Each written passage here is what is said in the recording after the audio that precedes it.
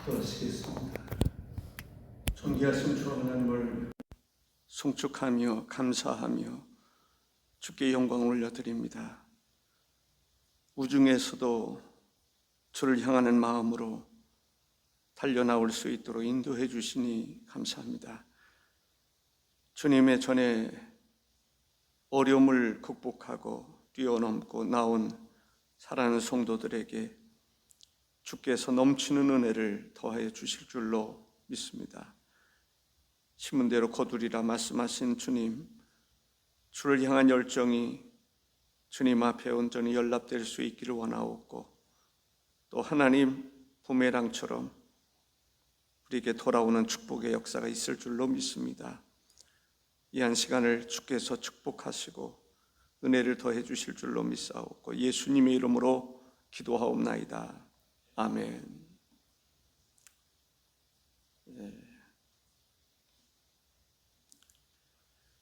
우리가 율법이라는 이야기를 합니다. 율법은 주는 대로 갚아주는 것입니다. 이는 이, 눈은 눈으로. 그런데 이 세상을 살아가다 보면 이 세상도 율법적인 것 같아요. 율법이 아닌 은혜가 충만해야 되는데, 교회 안에서는 또 어떨까요? 가정에서는 어떨까요? 우리도 모르는 사이에 율법에 갇혀 살아가는 것은 아닐까라는 생각이 듭니다. 세상도 심은 대로 거둔다라는 얘기를 합니다. 준 만큼 받고, 또 남에게 상처를 주면 또 상처를 받은 사람들은 또 상처를 준 사람에게 때로는 보복하는 경우들이 있습니다. 그러나 오늘 말씀드리고자 하는 것은 우리가 세상적인 그런 것이 아니라 하나님의 나라, 하나님의 관점에서는 어떻게 행동해야 되는가, 그리스도인들은 어떤 삶을 살아가야 되는지에 대해서 말씀하고 있습니다. 미움과 비판, 그거보다는 이 사랑과 용서와 축복에 대한 이야기를 하고 있습니다. 36절에 보니까 너희 아버지의 자비로우심과 같이, 자비로우심 같이 너희도 자비로운 자가 되라라고. 자비로운 자, 이 자비라고 하는 말은 무슨 의미를 담고 있느냐면 자궁, 어머니에게 있어서 자궁이라고 하는 의미가 있습니다. 그 성경이 원어를 이렇게 보면 참 재미있는 것들이 참 많이 있습니다. 그래서 유대인들의 교육이라든지 이런 것이 탁월한 것 같아요. 이 자비를 베푼다, 자궁, 어머니 자궁, 전혀 생소한 감이 있지 않았습니까? 무슨 얘기냐면 어머니가 아이를 잉태를 합니다. 잉태를 하면 뱃속에 있는 아기가 때로는 발로 차기도 하고 힘들게 할 때가 있단 말이죠. 그럼에도 불구하고 어머니는 이 자궁 안에 있는 아기를 때립니까? 어떻게 하죠? 아파도 힘들어도 용서해 준단 말이죠. 참는 것을 보게 됩니다. 그런 것처럼 자비라고 하는 것은 바로 그런 거예요. 힘들게 해도, 어렵게 해도, 괴롭혀도 사랑으로 감싸주는 것입니다. 참고 또 사랑스럽게 대해주고 뭐라는 거죠. 나를 좀 핍박하고 그러면 세상은 보복을 하거나 그렇게 행동하려고 합니다. 세상에 속한 사람들은 그런 사람들일 것이죠. 그러나 그리스도인들은 그렇게 하면 안 된다는 거예요. 어머니가 자궁에 있는 아이에게 자비를 베푸듯이 그런 자비로우심이 있어야 한다라는 얘기입니다. 하나님의 사랑이 바로 그런 사랑이라는 거죠. 이 하나님의 사랑할 때 저는 문득 이 생각이 떠올랐습니다. 우리가 죄인 되었을 때, 참 그게 은혜로운 말씀이죠. 우리가 죄인 되었을 때, 내가 죄인으로 살았을 때 하나님의 사랑은 이미 시작되었고 하나님의 사랑은 이루어져 가고 있다라는 거죠. 로마서 5장 8절에 우리가 아직 죄인 되었을 때에 그리스도께서 우리를 위하여 죽으심으로 하나님께서 우리에 대한 자기의 사랑을 확증하셨느니라 했습니다. 예수님이 십자가에 달려 죽으실 때에 자기를 십자가에 못 박는 이들을 용서해 달라고 기도합니다. 스데반을 돌로 쳐 죽일 때에 스데반이 저들이 알지 못하고 그러니 저들을 용서해 달라고 기도합니다. 그러한 이 자비로움이 우리에게 있어야 될 줄로 믿습니다. 아멘. 예. 아멘. 아멘입니다. 그렇습니다. 세상에는 그런 자비로움이 없을지라도 그리스도인들의 마음 속에는 그런 자비로운 마음이 있어야 된다. 그것이 오늘 우리들에게 주시는 말씀입니다. 두 번째는 37절에 비판하지 말라. 그리하면 너희가 비판을 받지 않을 것이요. 정죄하지 말라. 그리하면 너희가 정죄를 받지 않을 것이요. 용서하라. 그리하면 너희가 용서를 받을 것이요. 라고 말합니다. 두 번째는 그리스도인들은 비판하거나 정죄하는 것이 아니라 용서하라는 거죠. 오늘 특별히 우리가 축복하는, 용서하고 축복하는 삶을 살 것을 이야기하고 있습니다. 용서한다라고 하는 말은 무슨 말이냐면 그냥 뭐 봐준다 이런 게 아니에요. 우리가 이제 그것이 세상적인 거하고 하나님의 관점하고 다른 거예요. 용서한다 그러면 그냥 봐준다라는 생각을 가지고 있지 않습니까? 그것도 용서일 수 있어요. 그러나 여기 원어적인, 저는 원어를 그대로 잘 얘기는 안 합니다만은 원어적인 의미는 뭐냐면 이 죄수를 사면하는 것을 말합니다. 죄수를 사면하듯이 용서해라. 죄수를 사면하면 죄수가 자유롭지 않습니까? 그런 것처럼 우리가 용서를 할 때 완벽하게 용서를 해서 그 죄로부터 자유하라는 거죠. 정말 그러한 용서가 교회 안에 있었으면 좋겠어요. 그래서 교회 안에서도 정죄하고 이런 것들이 너무나 많이 있지 않습니까? 스스로도 자기를 정죄하는 경우들이 있어요. 스스로도. 과거의 어떤 실수, 그것 때문에 스스로 묶여버리는, 자기를 정죄하는, 자기를 묶어버리는 죄로부터의 자유라고 하는 것은 완전한 자유를 말하는 것입니다. 죄수가 감옥에 갔어요. 그런데 기간이 돼서 석방이 됐어요. 아니면 대통령의 어떤 특별 사면에 의해서 석방이 됐어요. 그 사람은 자유한 거예요. 어디든지 갈 수 있고 떳떳하게 다닐 수 있고 그렇습니다. 또 노예를 자유롭게 한다는 의미가 있어요. 노예가 자유를 얻었다. 정말 참 행복한 거죠. 속박으로부터의 자유. 우리는 그러한 용서가 있어야 된다는 거죠. 주님이 우리를 용서해 주셨던 것처럼, 주님이 우리에게 자비를 베풀어 주셨던 것처럼 자유를 베풀고, 주님이 우리를 용서해 주셨던 것처럼 용서할 수 있는 마음, 그 사람이 행복한 사람이죠. 왜? 그리스도의 용서를 내 마음속에서 경험하기 때문입니다. 비판하지 마라, 정죄하지 마라 라고 말합니다. 이것은 모두 현재 명령형 부사구로 쓰여 있다 이렇게 얘기를 합니다. 다시 말한다면 지금 하던 행동을 즉각 멈춰라. 지금 비판하던 것 즉각 멈춰라. 지금 정죄하는 것 즉각 멈춰라. 너무 재미있잖아요. 너무 은혜가 되지 않습니까? 비판하는 것 당장 멈춰라. 스탑. 정죄하는 것 당장 멈춰라. 이 하나님의 말씀이 내게 들어왔을 때, 그 말씀이 은혜가 됐을 때, 은혜롭게 받아들였을 때는 엄청난 역사가 내 속에서 일어나는 것입니다.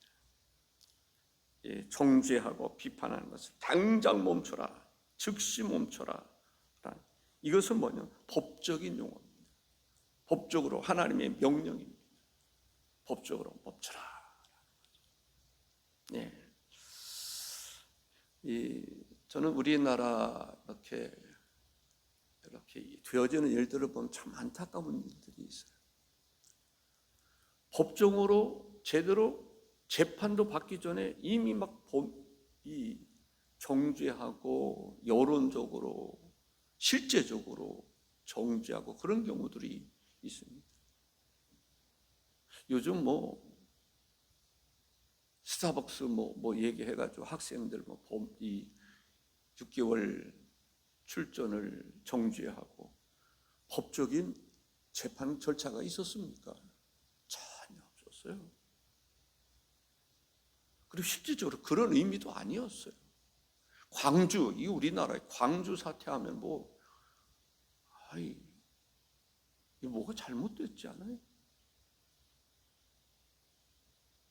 여러분 어떻게 생각하세요? 광주가 그렇게 해서 성역화되고 하고 싶은 얘기들이 있지만 자제하고 싶어요. 왜냐하면 제가 서울에서 장신대 다닐 때 그때 5.18 터졌잖아요. 데모하러 맨날 다녔잖아요. 그때 있었던 이야기들, 들렸던 이야기들 다 가짜들이었잖아요. 시청에 피가 발목까지 고여 있다는 이 경상도 사람들 3일 금식 굶기고 환각제 먹여가지고 여자의 머리를 오려내고 가르고 다 가짜였잖아요. 그런데 그것을 진심으로 받아들였던 때가 있었어요. 저도 그래서 데모하러 다니고 그랬어요. 어느 순간에 깨달았죠. 내가 왜 여기 와 있지? 나를 조종한 사람이 누구지? 그때부터 저는 생각했습니다. 나를 조종했던 사람들이 누굴까? 내가 너희들을 지켜보겠다. 그리고 지켜본 거예요. 나름대로 아픔이 있죠. 팩트도 아닌데 팩트가 무엇인지도 말하기도 전에 정죄하는 것은 지극히 잘못된 거예요. 근데 그러한 정죄가 일어나도 우리도 모르는 사이에 그냥 공감하고 한다고 그러면 왜 그럴까? 우리 속에 말씀이 없는 거예요. 어려서부터 성경을 좀 배웠더라면 그러한 오류를 범치 않았을 텐데 우리 속에 말씀이 없어요. 분별력이 없어요. 그러니까 세상의 어떤 조류 흐름에 나도 모르게 휩쓸려가는 그러한 것을 볼 수 있습니다. 우리가 성경을 알아야 돼요. 뭐라고 얘기합니까? 비판하지 마라. 정죄하지 마라. 그때 성령의 소리를 들어야 돼요. 스탑. 당장 멈춰. 법적인 하나님의 명령의 소리를 들을 수 있어요. 물론 사람들이 상처를 받으면 분별력을 많이 상실하죠. 너무 가슴 아프고 힘든 일을 겪으면 힘들어할 때가 있어요. 그렇다 할지라도 그래도 우리 그리스도인들은 세상 사람들과는 달라야 된다라는 것이죠. 비판하지 마라. 구체적인 행동을 이야기하고 있습니다. 그리하면 너희가 비판하지 말라. 그리하면 너희가 비판을 받지 않을 것이요. 정죄하지 말라. 그리하면 너희가 정죄를 받지 않을 것이요. 용서하라. 그리하면 너희가 용서를 받을 것이다 라고 이야기하고 있습니다. 우리의 최종의 심판관은, 재판장은 하나님이십니다. 우리가 쉽게 판단하지 말아야 될 것은 내가 마치 내 기준이 옳은 것처럼 우리가 성령의 소리를 들어야 된다, 말씀의 귀를 기울여야 된다는 얘기는 나도 모르는 사이에 내가 재판장이 됐단 말이죠. 내 기준으로 판결하는 거예요. 내가 왕이야. 겉으로는 그렇게 말하지 않아요. 그런데도 실제적으로는 내가 재판장이야. 내 기준이 옳아. 그 잘못된 생각이죠. 우리는 내가 비판할 때, 누군가를 정죄할 때 나도 하나님의 심판대 앞에 있다라고 하는 사실을 깨달아야 돼요. 하나님이 나를 심판하면 나는 어떨까? 내가 다른 사람을 쉽게 비판하거나 정죄하거나 판단할 수 있어요. 그런데 그때 우리가 당장 멈춰야 하는 이유는 네가 지금 심판대에 서 있다라는 거죠. 하나님이 너를 심판하는 거죠. 네가 재판하는 거, 네가 비판하는 거, 그 비판을 보고 하나님이 너를 평가하실 것이다. 심판대 앞에 섰다. 우리가 심판대 앞에 선다는 생각을 갖는 게 참 중요한 일입니다. 우리가 이 세상 어떻게 살아가든지 살아갈 수 있어요. 그러나 반드시 심판대 앞에 서게 될 것이다 라는 거죠. 우리가 그리스도 안에서 용서받는다, 그렇다 할지라도 나로 인해서 많은 사람들이 힘들어하고 어려워하는 일이 있었다고 한다면 그것은 그때 깨달을 것입니다. 그것이 얼마나 잘못된 것인가, 그 심판이 얼마나 무서울 것인가. 물론 하나님이 그리스도의 사랑으로 용서가 됩니다. 그러나 그때 깨달을 거예요. 어쩌다가 내가 이런 죄를 범했는가, 내 죄가 얼마나 심각한가, 그것을 깨닫게 될 거예요. 우리는 누구를 비판하거나 평가할 때 나도 하나님의 심판대 앞에 서 있다라고 하는 사실을 깨달아요. 진정한 재판장은 내가 아닙니다. 하나님이시죠. 그렇다고 한다면 내가 누구를 쉽게 비판하거나 정죄하지 말아야 된다. 그 얘기를 하고 있는 것입니다. 용서하라라고 하는 말은 아플리오라고 하는 말인데 석방하다, 사슬을 풀어서 놓아주다, 죄수를 용서하다, 가게하다, 해산하다, 이혼하다, 이런 의미가 있습니다. 아까 말씀드렸던 것처럼 우리는 용서할 수 있는, 그래서 노예로부터 자유하게 하는 것처럼 이 감옥으로부터의 자유를 주었던 것처럼 또 어떤 의미가 있을까요? 새를 잡았어요. 잡았을 때 풀어줬단 말이죠. 그때 뭐예요? 자유라는 거죠. 우리가 용서라고 하는 것은 그만큼 중요하다라는 것을 볼 수가 있습니다. 더 나아가서 우리는 축복할 수 있는 성도가 되어야 될 줄로 믿습니다. 용서하는 마음이 없고 미워하거나 정죄하면 하나님의 축복이 나에게 들어올 통로가 없어져요. 내가 미워하고 정죄하고 그러면 하나님의 축복이 나에게 들어와야 되는데 통로를 내 스스로 막아버리는 거예요. 참 안타까운 거죠. 여러분들이나 저나 누구를 미워한다고 생각해 보세요. 그런 것을 그 사람도 알고 또 다른 삼자가 알아요. 그럼 그 사이 미워하는 사람을 축복하겠어요?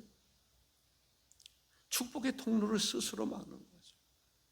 그러나 용서하고 축복하면 어떻게 돼요? 나를 용서하고 축복하는 통로를 활짝 열어놓는 거예요. 더 나아가서 하나님의 축복이 임하는 거예요. 아멘. 아멘입니다. 그래서 우리가 잘 기억해야 될 것은 먼저는 하나님의 나라입니다. 그리고 하나님의 나라가 내 안에 풍성해야 돼요. 그래서 하나님의 나라가 이루어지는 그러한 기도도 해야 되고 그러한 영성을 가져야 됩니다. 제가 어제는 수요일 날 기도에 대한 얘기를 하면서 제 나름대로는 중요한 얘기를 한 거예요. 전에도 얘기한 바처럼 재직회가 하나님의 나라가 이루어져야 돼요. 지옥의 나라가 이루어지면 안 돼요. 그러기 위해서는 우리가 기도해야 돼요.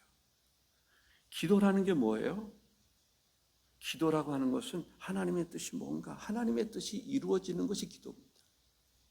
예수님의 어제 서론에서 그런 부분이 얘기해서 왜 40일 금식하시고 왜 수시로 기도하시고 십자가 지시기 전에 기도하셨을까?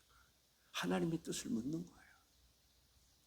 그래서 훈련을 우리가 해야 돼요. 재직회 때 무슨 발언을 할 때 하나님 앞에 기도하는 거예요. 하나님 무슨 얘기를 할까요? 하나님의 뜻이 뭘까요? 내가 어떤 얘기를 하는 것이 말씀과 성령에 부합한 이야기일까요? 그런 훈련을 의식적으로 의도적으로 그러한 생각을 가지고 발언하다 보면 어느 순간에 달라지는 것을 발견하게 될 것입니다.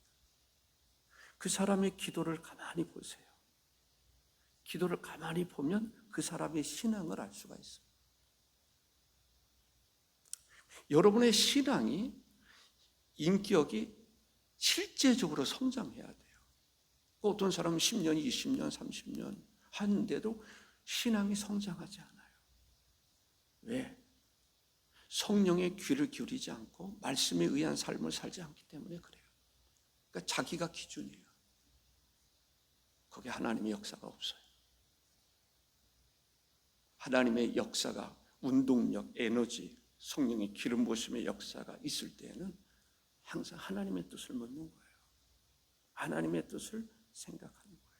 그랬을 때 성령의 에너지가, 성령의 기운이, 생기가 사람들을 살리고 변화시키고 부흥케 하고 그런 역사가 일어나는 것이죠. 저는 우리 금성교회의 성도들에게서 그런 역사가 일어나기를 진심으로 축복합니다. 그렇습니다. 우리가 용서하는 마음 참 중요한 것입니다. 세 번째 말씀드리고 싶은 것은 38절에 주라 그리하면 너에게 줄 것이니 곧 후히 되어 누르고 흔들어 넘치도록 하여 너에게 안겨주리라. 너희가 헤아리는 그 헤아림으로 너희도 헤아림을 도로 받을 것이니라. 주라, 나누라. 그리하면 차고 넘치는 하나님의 은혜가 있을 것이다. 교회 재정이 좀 어렵습니다. 그런 어려운 문제를 놓고 우리 기도해야 돼요. 하나님, 우리 교회가 어렵다고 봅니다. 하나님, 어떻게 하면 되죠? 어떤 문제가 있으면 기도로 그 문제를 풀어나가는 것을 배워야 돼요. 하나님, 교회 재정이 어렵습니다. 아마 성전 건축 헌금, 한평 헌금 거기에 집중하다 보니까 좀 재정이 줄을 수도 있어요. 그럼 어쨌든 교회 재정이 어렵습니다. 그랬을 때 어떻게 돌파하는 기도를 할 것이냐라는 거죠. 재정이 어려우니까 뭐도 줄이고 그런 사람들의 영성은 깊은 영성이라고 보기가 어렵습니다. 어떤 문제가 있을 때 하나님께 기도하면서 묻는 거예요. 하나님 어떻게 하면 되죠? 어떤 사람들은 전도해야 되겠다. 방법이 없다. 해답은 전도다. 어떻게 했든지 이번 돌아오는 주일에 내가 몇 사람 5명 아니면 2명 어떤 목표를 가지고 세례교회를 만들어야 되겠다. 기도하면서 거기에 응답을 받는 사람들은 전도합니다. 어떤 사람들은 우리가 헌신하자. 우리가 좀 더 헌신하자. 11조 안 하던 사람들이 할 수 있도록 권하자. 어떤 그런 분위기를 만드는 거예요. 기도라는 게 그만큼 중요한 거예요. 기도 속에 해답이 있는 거예요. 돌파의 영성이라는 얘기도 하지 않습니까? 돌파하는 기도. 문제를 해결할 수 있는 기도. 근데 기도를 깊이 하지 않는 사람, 어제도 그 얘기하고 싶었잖아요. 기도를 깊이 하지 않는 사람들은 그런 영성이 없으니까 절망과 좌절밖에 없어요. 줄인다고 해답이 되나요? 지출할 때는 지출해야 답이 나오는 것입니다. 투자해야 거두는 것도 다른 것입니다. 어디다 투자할 것인가? 어디에 절약을 할 것인가? 해답이 뭔가? 무엇 속에서? 기도 속에서, 하나님의 임재 속에서, 하나님과의 관계 속에서 문제를 해결해 나갑니다. 내가 기준이 되면 사람들이 정죄하고 비판하고 그렇습니다. 그러나 하나님이 기준이 되는 것이 중요하다는 거죠. 정말 변화가 일어나기를 원합니다. 재직회가 진짜 하나님의 나라가 여기 있네. 역시 하나님의 나라를 꿈꾸는 사람들은 달라. 그 사람들이 모인 곳에는 재직회가 비전이 있어요. 꿈이 있어요. 항상 소망이 있어요. 박수가 나와요. 할렐루야. 그게 하나님의 나라를 이룬 사람들의 모임 공동체란 말이죠. 교회의 의미가 뭐예요? 예수 그리스도를 구주로 삼는 사람들의 모임이잖아요. 교회는 하나님의 나라. 내가 하나님의 나라이듯이 내 안에 교회가 하나님의 나라예요. 근데 왜 하나님의 나라가 안 이루어지는가? 나에게 하나님의 나라가 없어서 그래요.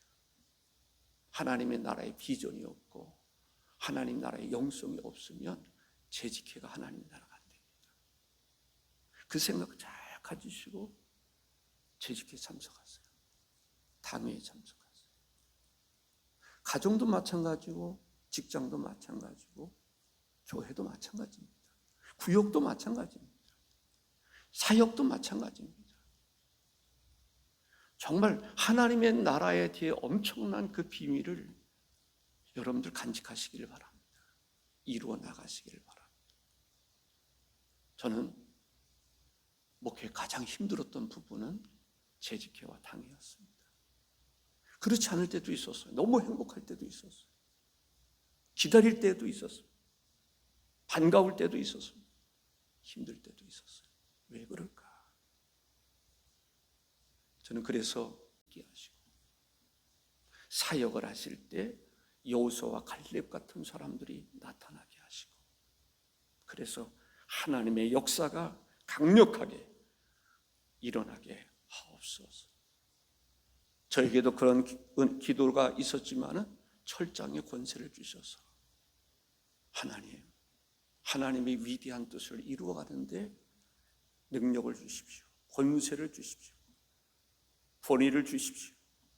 하나님이 모세에게 권위를 주지 않으면 모세가 어떻게 이스라엘 민족을 이끌어갈 수 있었으며 여호수아에게 권위를 주시지 않았었으면 어떻게 이스라엘 백성들이 약속의 땅을 점령할 수 있었겠습니까? 아론에게 능력, 힘을 주시지 않았으면 그 노인이 어떻게 그 성을 점령할 수 있겠습니까? 하나님의 종들을 위해서 저는 기도합니다. 하나님이 세우신 종들을 위해서 기도해요. 하나님의 종들의 권위가 무너지고 있습니다. 하나님께서 역사해 주시옵소서. 권세를 주시옵소서. 초대교회는 사도들의 권위가 대단했습니다. 그러니까 엄청난 역사가 일어났던 것을 볼 수가 있습니다. 이 이야기 나누어 주라라는 거죠. 제가 문득 생각이 났어요. 우리 어머니 생각이 났어요. 이 쌀을 사는 사람이 있고 파는 사람이 있습니다. 이 예전에는 시골에 이 쌀을 사러 오는 분들이 있어요. 장사하시는 분들이 있어요. 근데 그분들의 특징이 뭔지 아세요? 우리 어머니에게 있어서는 어머니들 알아서 주세요 그래요. 알아주세요. 다른 사람들은요, 일반적으로 이 장사하시는 분들은 말에다가 쌀을 담는 게 차이가 있어요. 어떤 차이가 있는지 아세요? 보이지 않게 손으로 꽉꽉 눌러요. 그리고 말을 톡 칩니다. 그럼 톡 치면 쌀이 쏙 들어가요. 빈 공간들이 없어지는 거예요. 어떤 사람들은 위에 붓기만 해요. 아무것도 안 해요. 근데 누르고 붓고 누르고 붓고 그러면요 꽉 찹니다. 근데 장사하시는 분들은 그렇게 해요. 그런데 왜 어머니한테 다 해달라고 그러죠? 어머니를 알기 때문에 그렇습니다. 어머니는 장사하시는 분들이 아무리 담아도 어머니만큼 주지를 않습니다. 그리고 마지막 되고 또 한 바가지 부어서 또 줍니다. 제가 그 어머니 생각이 딱 나왔어요. 왜 사람들이 자기가 돼가지고 않고 어머니한테 돼달라고 하는가? 그 뒤에는 이제 90kg, 90kg 이렇게 했습니다만 예전에는 몇 킬로가 없었어요. 말이나 되로다 이렇게 대주는 거죠. 어떻게 하느냐가 중요해요. 지금 그 얘기하고 있는 거예요. 후이, 이 뭐라고 얘기합니까? 후이 되어 누르고 꽉꽉 누른다는 거예요. 막 흔든단 말이에요. 흔들으면 곡식이 말에 어떻게 들어가죠? 가득가득 들어가죠. 그리고 넘치도록 주시겠다는 거예요. 그것이 하나님의 사랑입니다. 하나님은 우리를 향한 사랑, 그 사랑으로, 그래서 넘치도록이라는 말은 어떤 의미냐면